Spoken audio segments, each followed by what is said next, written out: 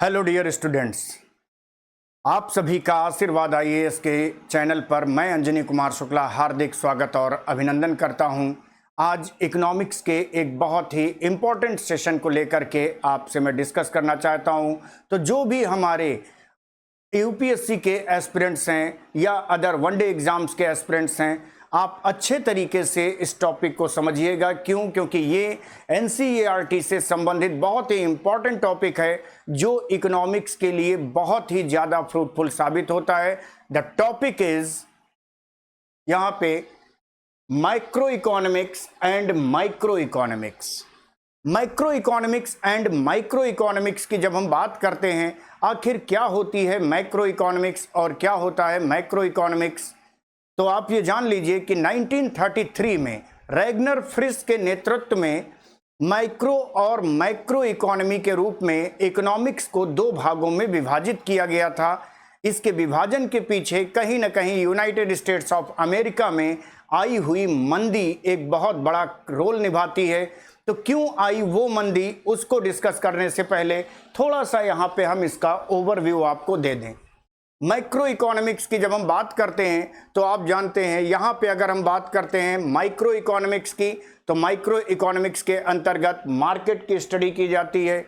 Effect of prices of goods, वस्तुओं की जो कीमत होती है उसको लेकर के उन पर क्या प्रभाव पड़ता है उसका अध्ययन किया जाता है। लेबर मार्केट यानी श्रम बाजार का इसके अंतर्गत महत्व होता है। और कंज्यूमर बिहेवियर, उपभोक्ता के व्यवहार को यहाँ पर बहुत ही ज़्यादा महत्व दिया जाता है। सप्लाई ऑफ गुड्स पर फोकस होती है। वहीं मैक्रो इकोनॉमी की बात करें तो मैक्रो इकोनॉमी ये जीडीपी ग्रोथ को महत्व देती है। इनके अंतर्गत इन्फ्लेशन पे बात की जाती है। क्यों? क्योंकि आपने देखा यहाँ सप्लाई ऑफ गुड्स पे बात होती है तो यहाँ डिमांड और सप्लाई दोनों चीज़ें आ जाती हैं। एम्प्लॉयमेंट अनएम्प्लॉयमेंट पर ये फोकस्ड होती है।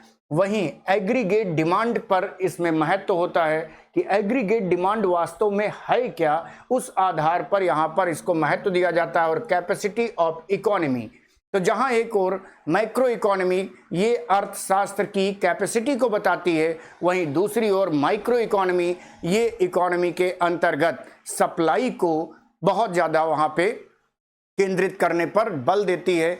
और यहाँ अगर हम बात करते हैं तो जो 29 अक्टूबर 1929 की आर्थिक मंदी आई, उस मंदी ने ही अर्थशास्त्र को दो भागों में विभाजित करने पर मजबूर कर दिया।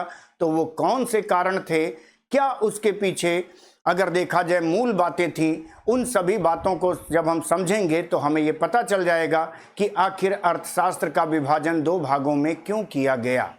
जैसा कि आप जानते हैं, जॉन बेफिस्ट से, जेबी से जिनको कहा जाता है, उनके अंतर्गत अगर बात करें, उन्होंने कहा कि केवल सप्लाई बढ़ाते चले जाओ, डिमांड ऑटोमेटिकली बढ़ेगी। इसी कॉन्सेप्ट पर यूनाइटेड स्टेट्स ऑफ अमेरिका बहुत तेजी से आगे बढ़ रहा था। अचानक वहां पे क्या होता है, वहां पर 29 अक्टूबर 1929 दिन था मंगलवार, और उस मंगलवार के दिन अमेरिकी मार्केट का शेयर मार्केट पूरी तरह से क्रैश हो गया और उसे ब्लैक ट्यूसडे का नाम दिया गया। और यही ब्लैक ट्यूसडे शुरुआत करता है रिसेशन, जो ग्रेट रिसेशन ऑफ तीसा के नाम से जानी गई। तीसा इसलिए कहा गया क्यों? क्योंकि 1929 से शुरू होकर 1930 में ये पीक पर पहुंची, इसलिए इसको तीसा की रिसेशन के नाम से, तीसा की मंदी के नाम से जाना जाता है। तो हम लोग कुछ मूलभूत बातों की बात करते हैं कि आखिर क्यों ऐसा हुआ।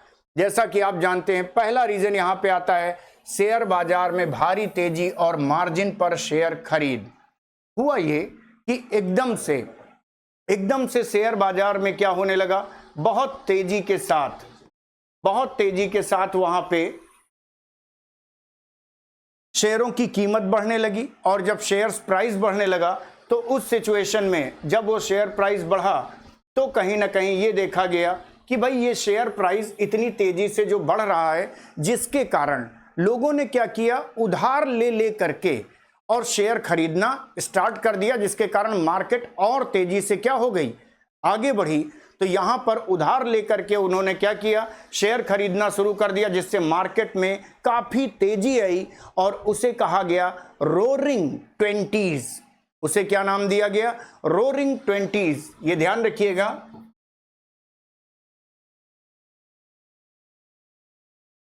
Roaring 20s।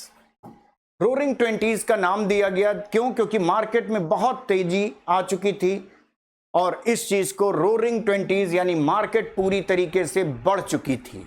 ये चीज यहां पे ध्यान रखी जाती है और यहां पर इसीलिए शेयर काफी ज्यादा खरीदे गए। और फिर बाद में क्या हुआ, अचानक कीमतें क्या होने लगी, गिरने लगी। पहले तो मार्केट बहुत तेजी से बढ़ी, लोगों ने सोचा उधार ले करके फटाफट शेयर खरीदो, जल्दी से जल्दी अमीर हो जाएंगे, और अचानक मार्केट क्या होने लगी, गिरने लगी, जिसके कारण यहां पे अगर बात करें तो पूरी तरह से लोगों ने शेयर को क्या करना शुरू कर दिया, बेचना शुरू कर दिया। लगभग 1.6 करोड़ से ज्यादा के शेयर वहां पे क्या किए गए, बेचे गए।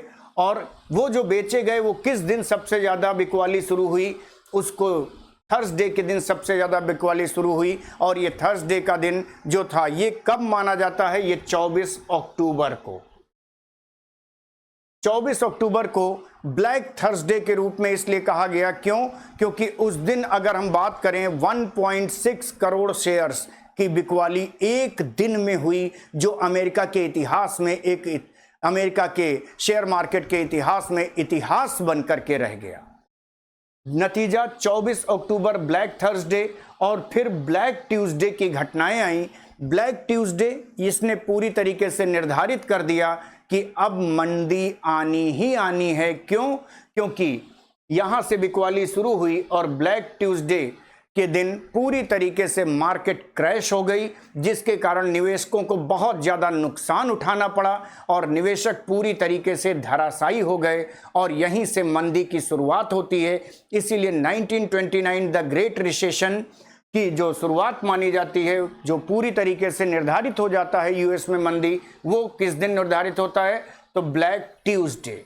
तो जब भी आपसे पूछा जाए डियर स्टूडेंट्स ब्लैक थर्सडे और ब्लैक ट्यूसडे क्या है, तो ब्लैक थर्सडे के दिन बहुत ज़्यादा बिकवाली की गई और वो बिकवाली लगातार जारी रही, जिसके कारण ब्लैक ट्यूसडे आते आते मार्केट में पूरी तरीके से मंदी की स्थिति उत्पन्न हो गई। आगे अगर हम बात करते हैं बैंकों की विफलता, यहाँ पर बैंकों की विफलता क्या, जैसे ही शेयर मार्केट में गिरावट शुरू हो गई, लोगों ने क्या किया, लोगों ने अपना पैसा जो बैंक में रखा हुआ था वो निकालना शुरू कर दिया। क्यों, क्योंकि बैंकों के शेयर लगातार डाउन होने लगे और जिसके कारण लोगों ने अपना पैसा बैंकों से विड्रॉ करना स्टार्ट कर दिया और उसका नतीजा ये हो गया कि बैंक फेल्योर होने लगे और ये अपने आप में कहीं ना कहीं यूएस के लिए बहुत नुकसानदायक साबित हुआ। फिर यहाँ पे over production and under consumption, भैया जेबी सेन ने बताया था कि उत्पादन को बढ़ावा देते चले जाओ, मार्केट अपने आप बढ़ेगी, यानी डिमांड अपने आप बढ़ेगी, जिसके कारण अमेरिका की तमाम कंपनियां उत्पादन पे उत्पादन बढ़ाती चली जा रही थी और एकदम से मार्केट में क्या हुआ, कंजम्पशन बहुत कम हो गया। जब उत्पादन ज़्यादा होगा और उपभोग कम होगा तो आप जानते हैं कहीं ना कहीं मंदी जैसी स्थिति क्रिएट हो जाएगी और यही कारण था अति उत्पादन और कम उपभोग के अंतर्गत रिसेशन की बात वहां पे आई। कुछ सरकारी नीतियां और अंतर्राष्ट्रीय व्यापार, ये भी उसका बहुत बड़ा कारण था। सरकारी नीतियां और अंतर्राष्ट्रीय व्यापार के अंतर्गत बात करें तो यहां पे आप जानते हैं smooth Hawley tariff act, smooth Hawley tariff act ये अपने आप में आ जाता है। और स्मूथ हॉले टैरिफ एक्ट की जब हम बात करते हैं तो इसके अंतर्गत ये 1930 में आया था, 1930 में आया और ये वही स्थिति थी जैसे अभी की स्थिति अमेरिका में है। अमेरिका क्या कर रहा है, टैरिफ पे टैरिफ बढ़ा रहा है। उस समय भी क्या किया गया, यही टैरिफ की स्थिति की बात करें तो आ गई थी। और ये स्थिति जब आई उस समय अगर हम बात करते हैं तो अमेरिका के राष्ट्रपति कौन थे, तो हर्बर्ट हूवर अमेरिका के राष्ट्रपति बने थे। 4 मार्च 1929 को वो राष्ट्रपति का पदभार उन्होंने ग्रहण किया था और उन्हीं के समय ग्रेट रिसेशन जैसी स्थिति आती है। यहाँ आपने देखा आयात पर भारी शुल्क लगाया गया जिसको स्मूथ हॉले टैरिफ एक्ट 1930 कहा जाता है। और इस एक्ट के अंतर्गत आयात की गई वस्तुओं पर भारी टैरिफ लगाना शुरू किया गया। जब भारी टैरिफ लगाना शुरू किया गया तो अन्य देशों ने क्या किया, जो आज कर रहे हैं।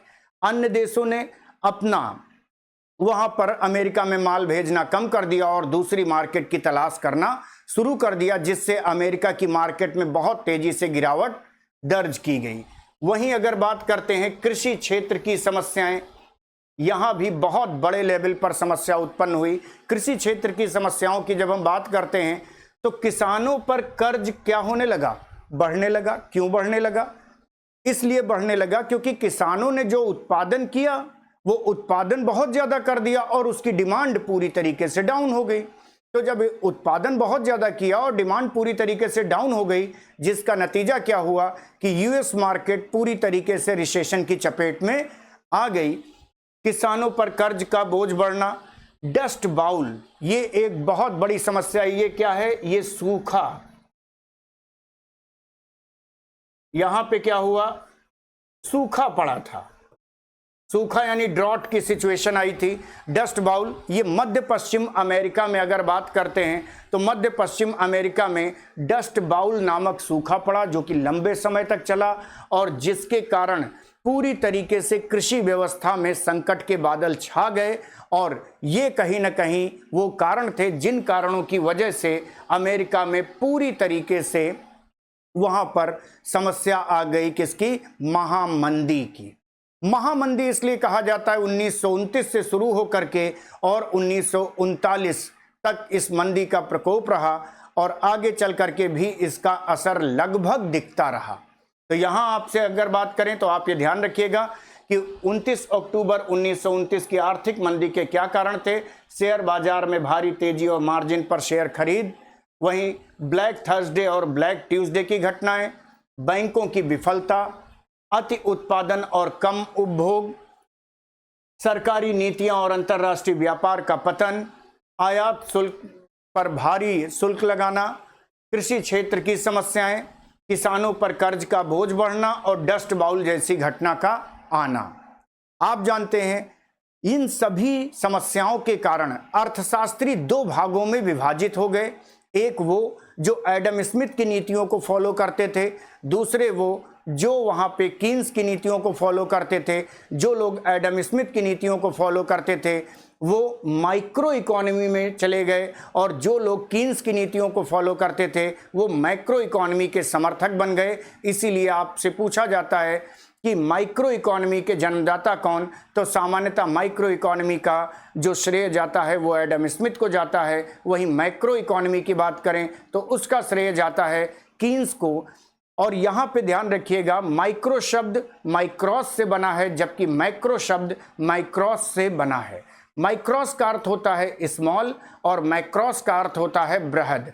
जहाँ पर अर्थशास्त्र को छोटे छोटे हिस्सों में डिवाइड करके स्टडी की जाए उसे माइक्रो इकोनॉमी यानी व्यष्टि अर्थशास्त्र कहते हैं और जहाँ पर अर्थशास्त्र को बृहद स्वरूप में अध्ययन किया जाए उसे मैक्रो इकोनॉमी कहते हैं, जिसे हम लोग एक चार्ट के माध्यम से समझने का प्रयास करेंगे। यहाँ ये चार्ट दिया गया है difference between micro and macro economics. इनमें कुछ पॉइंट्स को लेकर के हम इन डिफरेंसेस को डिस्कस करेंगे। जैसे इसमें सबसे पहले कहा गया meaning, it is the study of a particular industry and segment of the economy. यानी माइक्रो इकोनॉमी जो होती है ये किसी पर्टिकुलर इंडस्ट्री या पर्टिकुलर फर्म के अध्ययन पर बल देती है। वहीं macro economy study of the economy as a whole, संपूर्ण अर्थव्यवस्था के अध्ययन पर बल देती है। यहाँ अभी अभी स्टूडेंट्स मैंने एक शब्द यूज किया अर्थव्यवस्था। जॉन मेनार्ड कीन्स की एक किताब लिखी थी उन्होंने जिसका नाम था the general theory of employment interest and money. और इसी किताब में उन्होंने क्या किया, इसी किताब में उन्होंने पहली बार एक शब्द बोला कि मंदी की समस्या का समाधान अर्थव्यवस्था में छिपा है, और तभी से अर्थव्यवस्था शब्द उजागर हुआ। और आप यहां पे एक पॉइंट और याद रखिएगा, 1933 में रैगनर फ्रिश के नेतृत्व में अर्थशास्त्र दो भागों में विभाजित हुआ। एक कहलाता है माइक्रो इकोनॉमिक्स और दूसरा कहलाता है macro economics. The purpose of microeconomics is to analyze the market and determine the price level of commodities।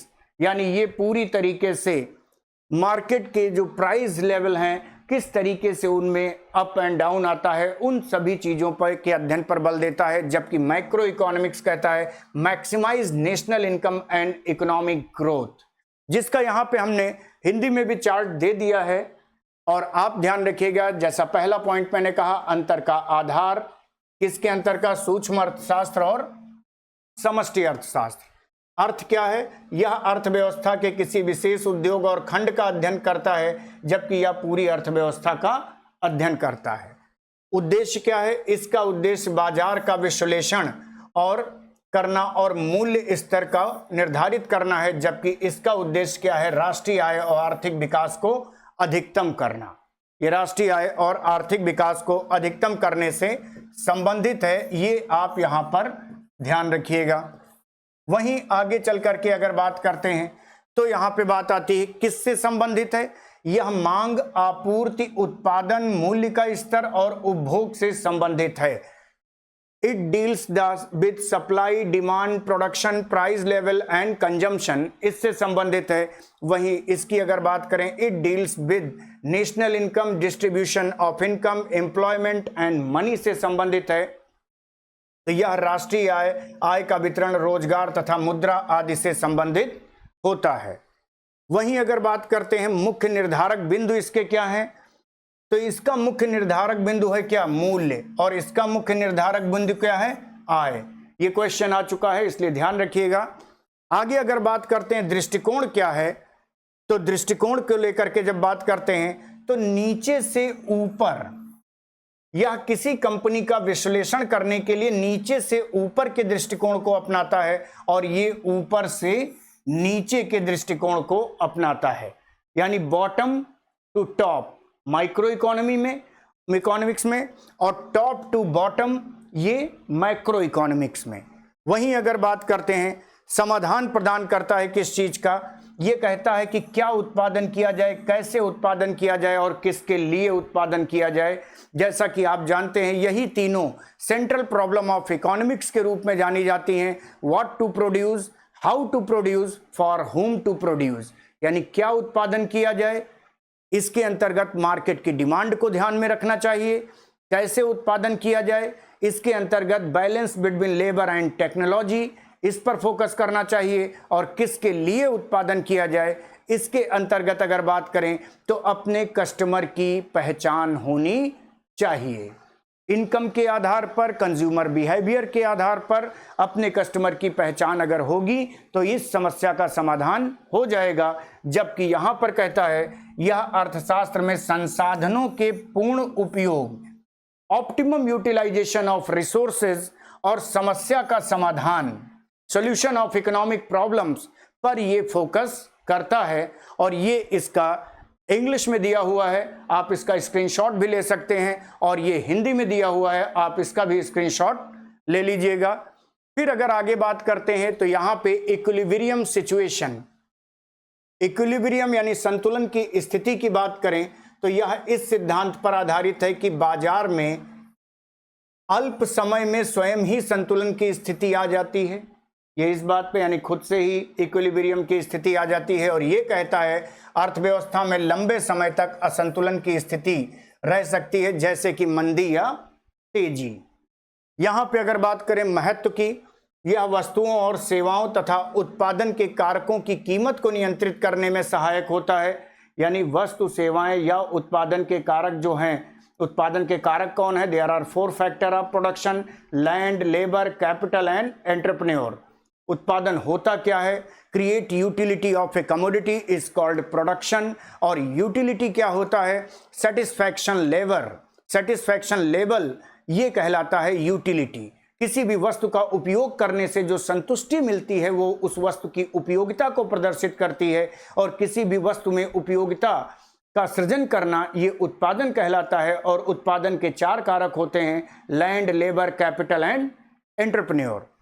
यहाँ पे इसके महत्व की बात करें तो यह अर्थव्यवस्था की प्रमुख समस्याओं जैसे मुद्रास्फीति क्यों आई, बेरोजगारी क्यों आई, गरीबी के समाधान में कैसे सहायक होगा, इस पर अध्ययन करने पर बल देता है। इसे ध्यान में रखता है, यह किसी विशेष वस्तु की मांग और आपूर्ति जैसे कारकों को ध्यान में रखता है ताकि उसकी कीमत निर्धारित की जा सके। भाई मार्केट में कितनी आवश्यकता है और कितनी हम सप्लाई दे रहे हैं, ये इस बात पर निर्भर करेगा कि अगर हम सप्लाई प्रॉपर दे रहे हैं डिमांड के अकॉर्डिंग तो मार्केट में वस्तुओं की कीमतें बढ़ने नहीं पाएंगी।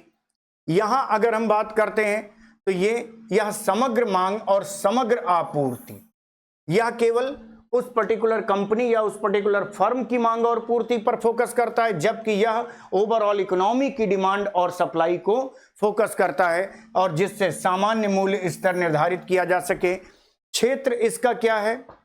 इसका क्षेत्र सीमित होता है, जबकि इसका क्षेत्र क्या होता है? व्यापक होता है। क्यों? क्योंकि ये एक किसी कंपनी या फर्म से संबंधित होती है, ये संपूर्ण अर्थव्यवस्था से संबंधित होती है। और मुख्य उपकरण इसके क्या हैं? इसके मुख्य उपकरण मांग और आपूर्ति होते हैं, जबकि इसके मुख्य उपकरण समग्र मांग और समग्र आपूर्ति होते हैं। और वहीं उदाहरण की बात करें तो इसका उदाहरण क्या है? व्यक्तिगत आय, बचत, किसी वस्तु का मूल्य निर्धारण, किसी फर्म में उत्पादन, जबकि इसके अंतर्गत राष्ट्रीय आय, सामान्य मूल्य स्तर, समग्र आपूर्ति, समग्र मांग और बेरोजगारी जैसी चीजें यहाँ पे आती हैं। आप इसका स्क्रीनशॉट ले लीजिए और अंडरलाइन की हुई चीजों पर आप अपना नोट्स तैयार करिएगा। ये इसका इंग्लिश वर्जन है, इंग्लिश में ये डिटेल दी हुई है, आप इसका भी स्क्रीनशॉट ले लीजिए। और अब अगर हम बात करते हैं तो आप जानते हैं माइक्रो इकोनॉमिक्स की इंपॉर्टेंस क्या है। माइक्रो इकोनॉमिक्स क्यों इंपॉर्टेंट होता है? ये हेल्पफुल होता है किस चीज के लिए? Business decision making. जो हम व्यवसाय करते हैं उसमें हमें क्या डिसीजन लेना है, कैसे डिसीजन लेना है, कब क्या परिवर्तन लाना है, इन सभी बातों पर ये फोकस करती है। Helpful to understand the working of the economy. Economy किस तरीके से कार्य कर रही है, इस पर यहां पर फोकस करने की बात आती है। वहीं आगे अगर बात करें, helpful in formulating economic policies, कैसे हमें इकोनॉमिक पॉलिसीज को डिजाइन करना है, उसमें हमें सहायता प्रदान करती है। और helpful for efficient allocation of resources, क्या पर्याप्त मात्रा में संसाधन वहां पे एलोकेट किए गए हैं या नहीं किए गए हैं, इस पर हमें पूरी तरीके से मदद करती है। और सेक्टर वाइज हमें किस तरीके की पॉलिसीज बनाने की जरूरत है, उस पर माइक्रो इकोनॉमी फोकस करती है। वहीं helpful for study of human behaviour, the most important point. क्यों? क्योंकि यूपीएससी में भी और स्टेट प्रोविंशियल सर्विसेज में भी यहां से क्वेश्चन बहुत ज्यादा पूछा जाता है। आप ह्यूमन बिहेवियर, कंज्यूमर बिहेवियर को जब तक आप पूरी तरीके से नहीं जानेंगे तब तक वहां पर इकोनॉमी में डिमांड और सप्लाई को आप पूरा नहीं कर सकते हैं। इसलिए माइक्रो इकोनॉमिक्स की बहुत ही ज्यादा इंपॉर्टेंस है। आप इसका भी स्क्रीनशॉट ले सकते हैं। नेक्स्ट अगर आते हैं, माइक्रो इकोनॉमिक्स के ऑब्जेक्टिव क्या हैं, तो माइक्रो इकोनॉमिक्स का ऑब्जेक्टिव नंबर 1, ये इकोनॉमिक ग्रोथ को बढ़ावा देने में सपोर्ट करता है।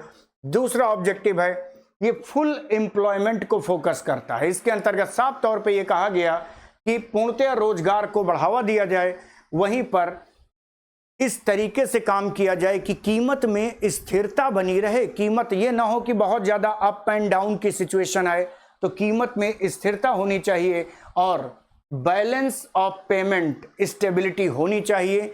बैलेंस ऑफ पेमेंट आप जानते हैं, balance of payment is a systematic record of goods, services and capital related जो ट्रेड होता है उसी का रिकॉर्ड कहलाता है बैलेंस ऑफ पेमेंट। इसे हमारे देश में रिजर्व बैंक ऑफ इंडिया के द्वारा आईएमएफ की गाइडलाइन पे तैयार किया जाता है और ये इंटरनेशनल करेंसी डॉलर में तैयार होता है। इसके 2 मेजर कंपोनेंट्स आते हैं, एक करेंट अकाउंट और एक कैपिटल अकाउंट। यहाँ पे इक्विटेबल डिस्ट्रीब्यूशन ऑफ इनकम, आय का समान रूप से वितरण हो रहा है या नहीं हो रहा है, यह सुनिश्चित करना भी माइक्रो इकोनॉमिक्स के ऑब्जेक्टिव में आता है। तो ये डियर स्टूडेंट्स, उम्मीद करता हूं आपको ये समझ में आया होगा और आप ये ध्यान रखिएगा कि माइक्रो इकोनॉमिक्स और मैक्रो इकोनॉमिक्स में क्या डिफरेंस है। उसका एक चार्ट मैंने आपको दिया, क्यों डिवीजन किया गया उससे संबंधित इसमें हमने डिस्कशन किया, और 1929 की मंदी क्यों आई उसको लेकर के हम लोगों ने बात की। और अब यहाँ पर इन्हीं बातों के साथ मैं अपनी वाणी को विराम देता हूँ। आप सभी का आशीर्वाद IAS के इस YouTube प्लेटफॉर्म पे हार्दिक धन्यवाद।